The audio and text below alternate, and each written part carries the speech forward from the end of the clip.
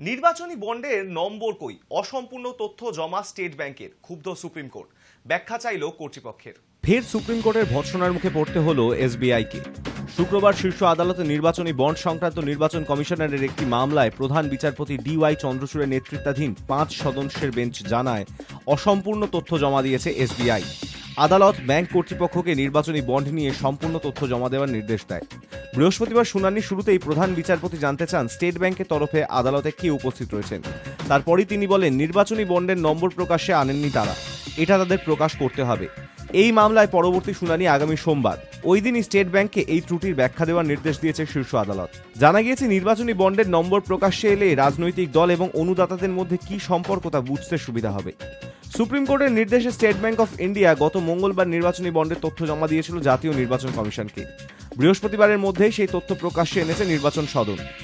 সেই বন্ডেই ক্রেতা প্রাপক দলের লম্বা তালিকা ওয়েবসাইটে প্রকাশ করে দেওয়া হয়েছে, সেখানে ছিল না বন্ডের নাম্বার।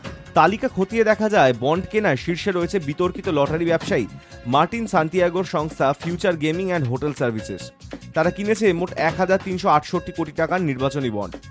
বন্ড কেনায় টাকার অঙ্কের নিরিখে তারপরেই রয়েছে বিখ্যাত তেলেগু ব্যবসায়ী কৃষ্ণা রেড্ডির সংস্থা Megha engineering and infrastructure limited.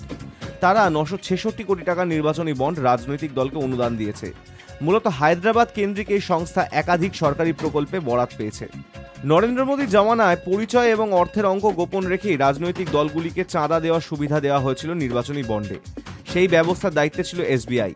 কথা ছিল কোনো ব্যক্তি বা কর্পোরেট সংস্থা রাজনৈতিক দলগুলিকে চাঁদা দিতে চাইলে স্টেট ব্যাংকের কাছ থেকে নির্দিষ্ট অর্থের বন্ড কিনে সংশ্লিষ্ট দলকে দেবেন। সেই অর্থ ভাঙিয়ে নেবে রাজনৈতিক দলগুলি। মূলত কালো টাকার লেনদেন রুখতেই এই ব্যবস্থা নেওয়া হয়েছে বলে জানিয়েছিল মোদী সরকার। গত 15 ফেব্রুয়ারি নির্বাচনী বন্ড ব্যবস্থাকে অসাংবিধানিক এবং ক্ষতিকারক বলে আখ্যা দিয়েছিল সুপ্রিম কোর্ট। সেই সঙ্গে প্রধান বিচারপতি ডিওয়াই চন্দ্রচূড়ের বেঞ্চ স্টেট ব্যাংক অফ ইন্ডিয়াকে নির্দেশ দেয় অবিলম্বে নির্বাচনী বন্ড বিক্রি করা বন্ধ করার জন্য।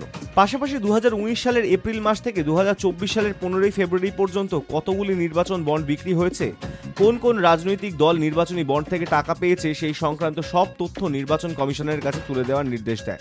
6 মার্চের মধ্যে সেই তথ্য তুলে দেওয়ার কথা এসবিআইকে বলেছিল শীর্ষ আদালত। তবে এই নির্দেশ কার্যকর করতে এসবিআই সময়সীমা বৃদ্ধির জন্য আবেদন জানায়। সোমবারই সেই মামলায় এসবিআই এর আবেদন খারিজ করে দেয় সুপ্রিম কোর্ট। শীর্ষ আদালত জানায় কোনোভাবে আর অতিরিক্ত সময় দেওয়া যাবে না। সেই সঙ্গে প্রধান বিচারপতির বেঞ্চ আরও জানিয়েছিল নির্বাচন কমিশনকে 15 মার্চ বিকেল 5টার মধ্যে তাদের সরকারি ওয়েবসাইটে বন্ড তথ্য প্রকাশ করতে হবে।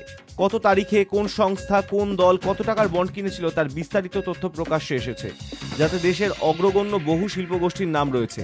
প্রাপক দলের তালিকায় বিজেপি, কংগ্রেস, ডিএমকে, ওয়াইএসআর কংগ্রেস, তৃণমূল, শিরোমণি আকালি দল, বিআরএস এর মতন দলগুলি রয়েছে।